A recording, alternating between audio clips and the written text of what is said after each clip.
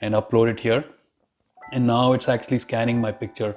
It uses artificial intelligence to figure out where the color should be and what kind of color it can add. There are different versions of the coloring. So if you see, it defaults to base palette. Now we can test out, you can actually test out different types of it and see what's best for you. But one I really like, let me show you what I really liked. So this is okay. Let me find a better one. So I'm trying faded elegance and see how it looks. This is also okay. Now trying one more here. If you see, there's a download button and the HD button. So if I do HD, I can only download one of these, but download button can get me any number.